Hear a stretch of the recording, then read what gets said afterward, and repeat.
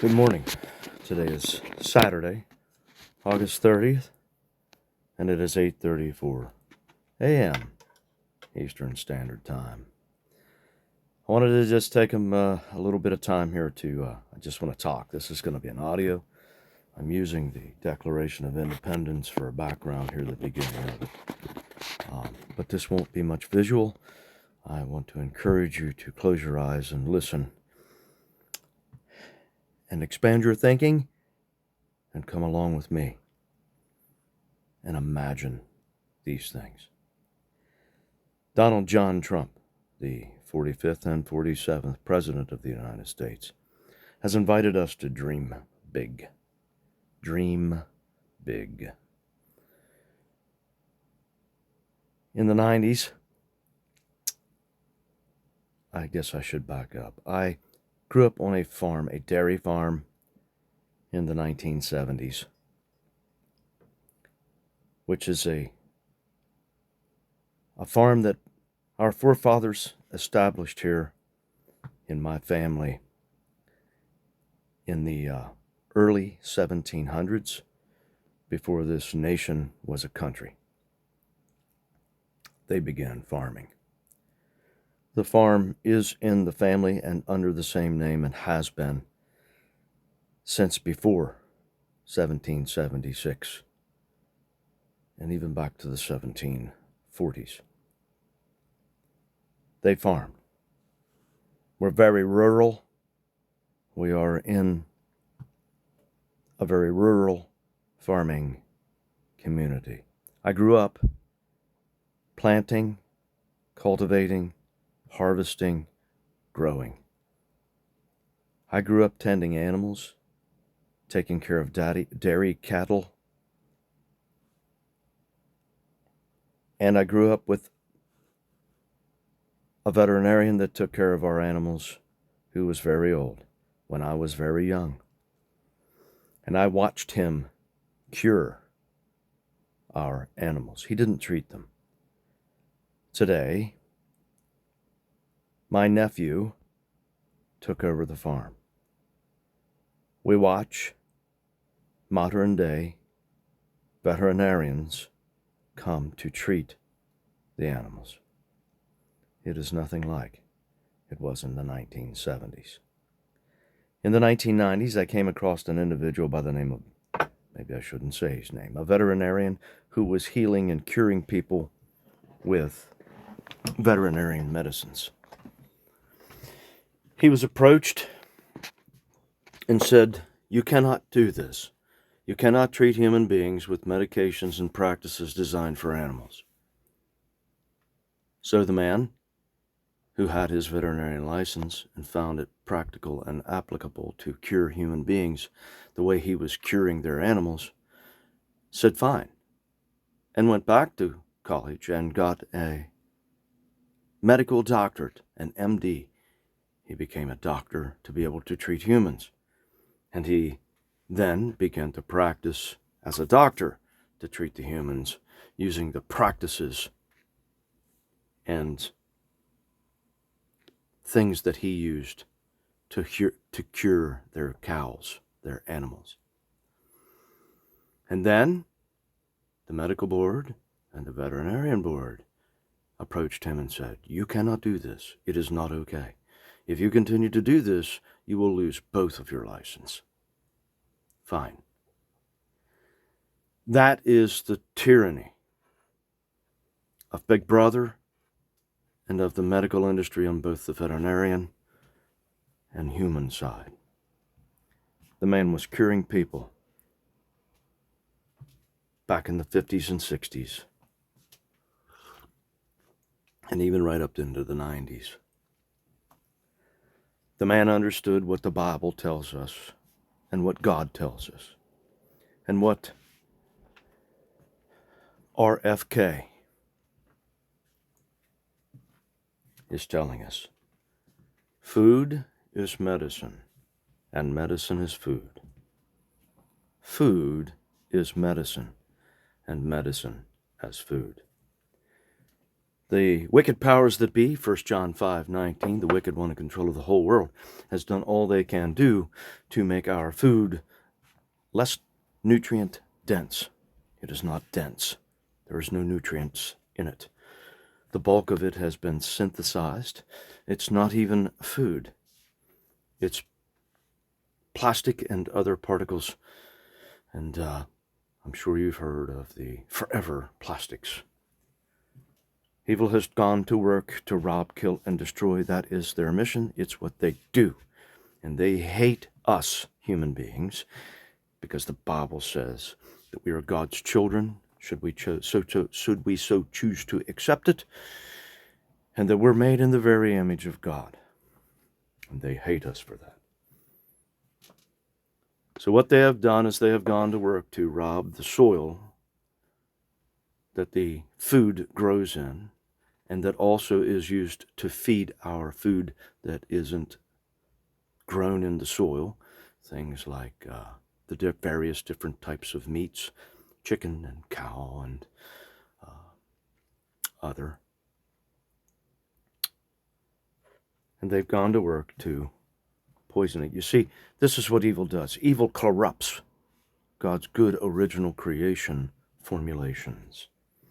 Evil corrupts God's good original creation formulations.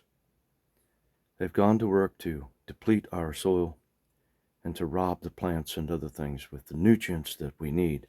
And they're certainly not mineral dense. I'll tell you a story that's biblical. The reason that Egypt became the power of the world in the days of Joseph and before the capturing captivity of God's people, the story in the Exodus. The Egyptians grew their buckwheat, their food that was grown in the soil, in the Nile Delta. The Nile Delta would flood every spring and re-enrichen the soil with nutrients that washed down from the mountains above.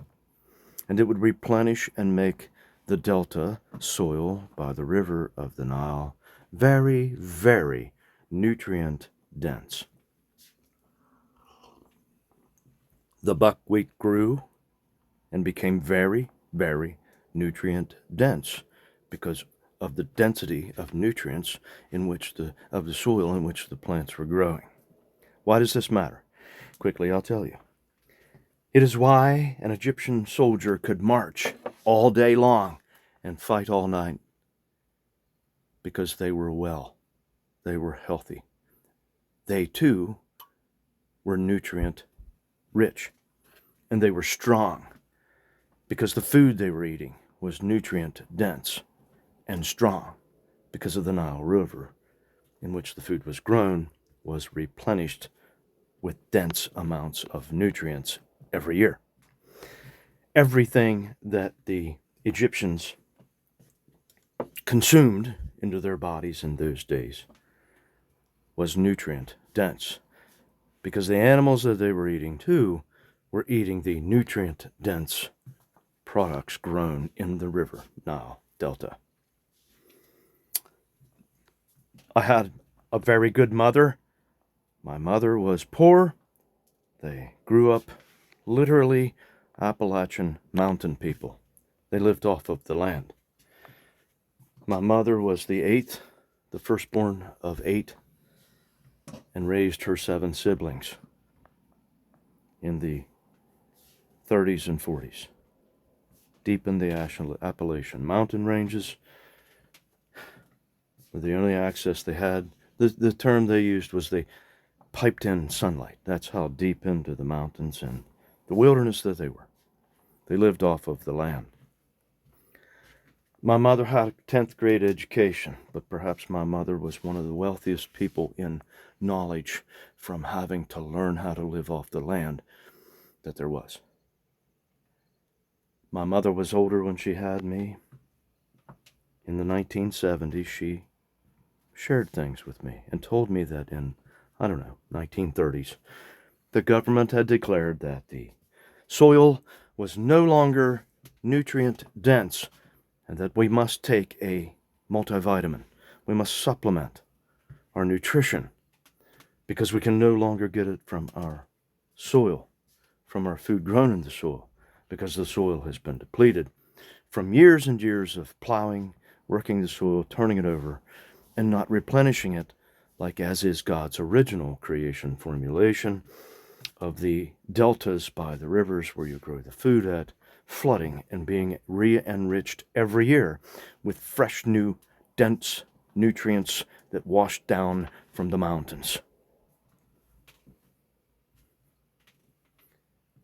I'm going to cut to the chase. We have the technology, we have the equipment, we have the abilities, we have everything that we need to be able to grow our food in nutrient-dense soils and means. There's another story of a tribe around Lake Titicaca. They're high up on the mountain, and they irrigate, water, drink, their animals drink, they bathe in. Everything they do is in the water that is from glacial melt. It's glacial meltwater. As a matter of fact, it's so nutrient rich and so nutrient dense, it actually looks like milk. It's white. Everything they do in that water. They irrigate with that water, grow their crops in it. Their animals drink that water. They would make their tea with that water. It is nutrient dense. We have refined and been conditioned to believe that we have to have everything refined and so purified that we've actually gone so far past healthy. Those people, it was reported, lived often to be upwards of 120 to 150 years old, disease-free, because their food, their water, their life was centered around glacial melt water, which was rich in nutrients, dense. We have the ability, we have the farming technologies, we can develop the practices. There are so many advances that we could use to begin to make our food that which it is, medicine. Medicine is food, and food is medicine. If you followed me before the Twitter purge, I talked about these things. And here we are, some 6, 7, 8 years later. I actually worked this over in my mind in the early 90s and began to question myself then. If we have all the ability to do all the modern farming practices of spraying and using fertilizers and developing all this stuff to try to get our crops to grow and to be disease and drought independent and unaffected, then we have the ability to do it naturally. It doesn't need to be done synthetically or with man-made, super refined, ultra refined means. And I asked myself, I thought, well, if they're spraying and we've got nutrient poor soil, then we need to re-enrich in the soil. We need to emulate and duplicate that which is God's original creation formulation of the flooding of a delta of a river. We need to be able to, instead of putting applications of synthetic and man-made means on there, we can emulate and duplicate God's original creation formulation with man-made means, not man-made stuffs. We can mine, process, and implement into our soil those types of nutrients and emulate or duplicate the meltwater from high up on the mountain at Lake Titicaca. Or we could mine and process and develop into a trace mineral type of source to replenish our soil every year at the growing season and through the growing season by the same methods and means now being used to spray herbicides, pesticides, and other man-made chemicals and things that are not helping us, that's not helping our health, but is enriching and helping the pockets of the robbers, the killers, and destroyers. And the days of demonic darkness are done in the name of the Lord Jesus Christ. We can do this, and I'm certain that we could do this in a way to develop the minimalization of waste, of that which we develop and reclaim, of glacial meltwater or other Utica shale bed processes and refinements. Food is medicine, and medicine is food. We need to get back to our roots, back to the biblical godly ways, so that we can go on into the future. I hope you're listening, gentlemen and ladies. We've got to expand our thinking, change our mindsets, and begin to redevelop and redeploy a healthier means of making our food healthy, so that our medicine, which is food, and our food, which is medicine, is not depleted and deficient of God's original creation formulation and intended means. Most diseases in the body are found because of some deficiency in nutrients. There are vitamins and minerals that cause deficiencies. When we eradicate the deficiencies of our food, which is medicine, and medicine is food, we will eradicate the disease caused by the absence. Let me give you an example. When the Pilgrims came here, they came in November and landed at Plymouth Rock in the winter. The northeastern United States is a bitter, cold place in the winter, and in those years in the 1700s, it was excessive. Many died on the ship on the way there, and many died, and many did not survive the winter. When they came out, the Iroquois Indian came to them, and Pilgrims pointed. They didn't have a communication barrier. The Pilgrims pointed and said, "How do you survive?" Pointing to the graveyards of all of the people that they lost because of a nutrient deficiency.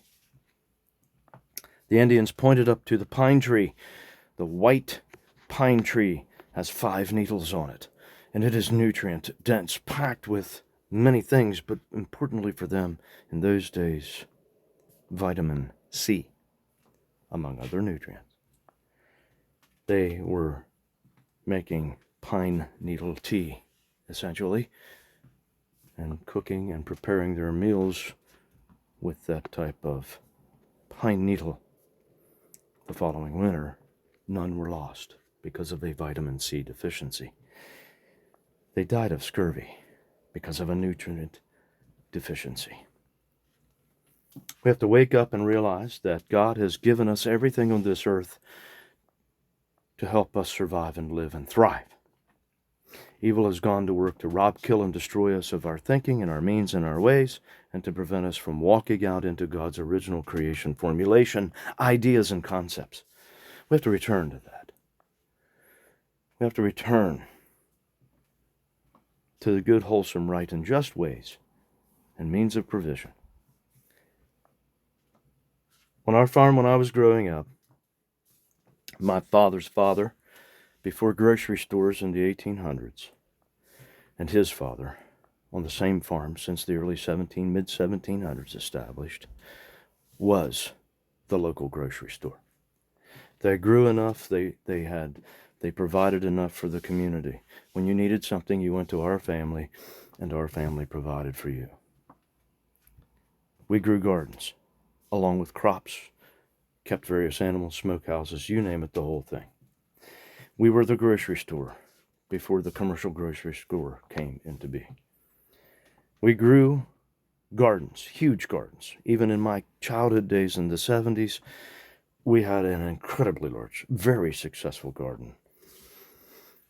And my mother canned old school, old world ideologies, not in tin cans, not in tin cans lined with quote-unquote BPE-free plastic particulates. Why do we have a forever plastic particulate problem in our bodies? I don't know. However, she canned in ball glass jars. And some things she did very old school and very old worldly ways. And we had a basement in that old farmhouse that was rigged and prepared to store that type of food, and storing means and methods. We can do this. We can expand our thinking and change our mind. Another thing we have got to get rid of is dead food. GMO, genetically modified and bioengineered foods, are not better. Man-made is not better. The scientists do not know better. When I was a kid growing up, I would sit in the garden and I would pull things out of the garden once I learned what was what, and I liked to eat what I wanted to eat, while my mother and father and others worked the garden and weeded. And somebody came running up and said, oh dear, the child he's eating the food right out of the garden and with all the dirt and stuff in the micro. And I'll never forget the term my mother coined. She said, oh, it's okay. Dirt won't hurt.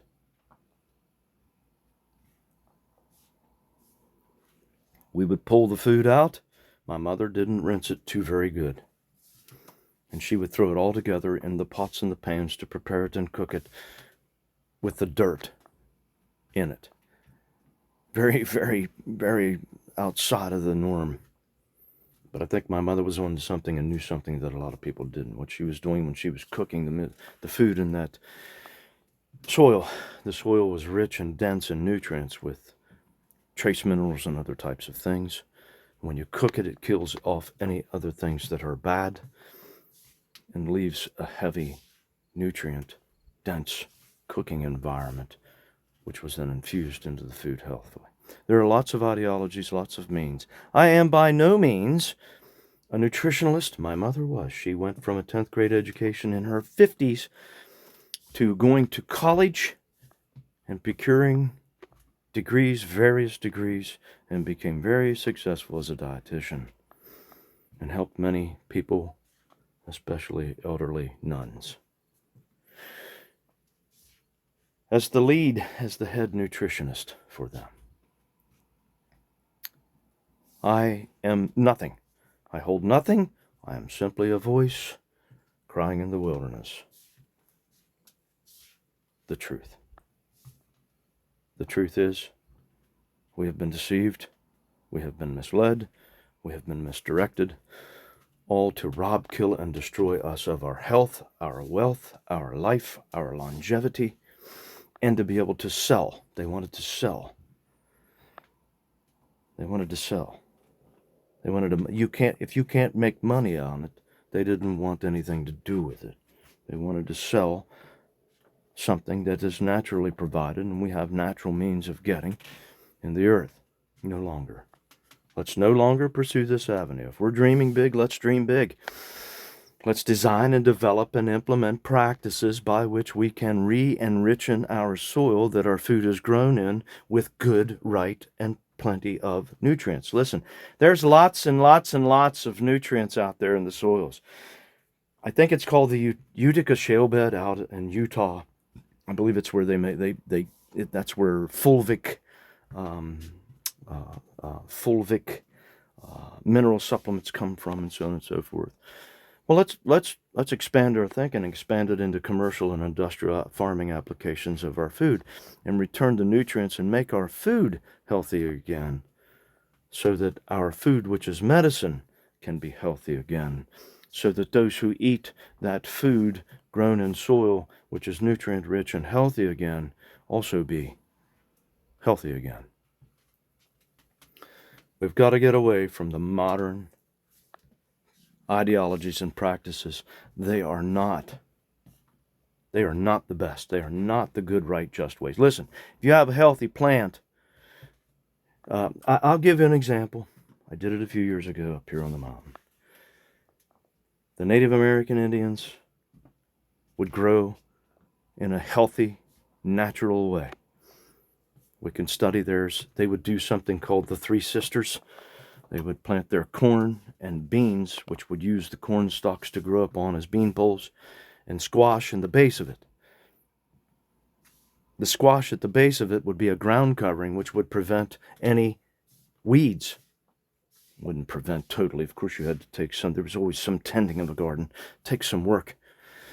But it would greatly reduce the weeds from growing up. The other thing that it did was it kept the soil moist. It held the moisture in the soil, which the corn and the beans and the squash need by keeping it covered. That's just 3 sisters. There's also, you can grow and look into this, you can do 5 sisters. There's multiple methods and means. We can return to a very normal, healthy way. And if you're one that's having difficulty expanding your mind and your thinking and being able to do this, we have great abilities and technologies with the advances of artificial technology. There's no doubt in my mind that we couldn't develop a planting device for large commercial industrial crop growing of food, which is medicine, and medicine, which is food, in a way that would plant the 3 sisters, maybe the 4 sisters, the 5 sisters. We need to return to a natural, nutrient-dense diet designed for our health. It came out a few years ago that we have worms, parasites, and we need to do a detox and a cleanse. It was a big deal back in those days, and I guess still probably is. Do you realize that there are natural, normal means? I proposed that to a very close Christian friend of mine, and they said, John, we do not have worms, we do not have parasites, and if we did, it would be in the Bible. God would have told us how we needed to take care of the worms and the parasites. There's no detox in the Bible. You don't have to deworm in the Bible, John. Challenge accepted. I went to work. You know what I discovered? It's in the Bible.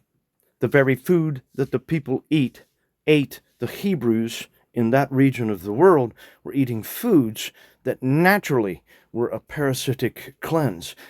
Oftentimes, not so much killing the worms or the parasites as much as rendering them unable to hang on, paralyzed. And the kind of foods they were eating over fires was also rich and dense in carbon, which is a binder. When the worms relax or are killed off, they go to the bathroom in the body. Makes you very sick, Herxheimer's effect, so on and so forth. Very interesting, I found, was papaya and the seed of a papaya. And the multiple foods that the Hebrew people were eating in biblical days in Jerusalem and Israel and around that land in those days were naturally keeping them from being eaten alive by parasites. They were doing a daily cleanse through their food. They never had a Herxheimer effect because the parasites never had a chance, because every day they were eating an anti-parasite food, papaya and other things. Yes, it's in the Bible. Later, I've gone on to research and found out that pumpkin seeds, the seeds, there are lots and lots of seeds, the fruits that we have. We need to be eating a seed or 3 with the fruit that it's grown in. We've got to change our methods and means. We have to expand our thinking, and we need to begin to be dreaming big. And we need to apply that to our farming practices and principles. And we can do it. We're on the cusp of the greatest revolution, perhaps in all of humanity, most assuredly and certainly in our day, and all of this will prove and provide the way for the future of God's people made in His image, our children. Thank you for listening. Appreciate your time. If you would, I would ask that you would begin to pray on these things. Robert F. Kennedy, Donald John Trump, multiple others listening.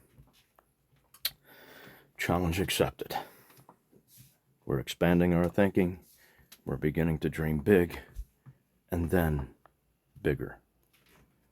We can also pray that this revolution of our health and wealth of health and food and medications and advances of disease eradication, cancers, and various other means and assortments would come expeditly, very exponentially, quickly, compounding.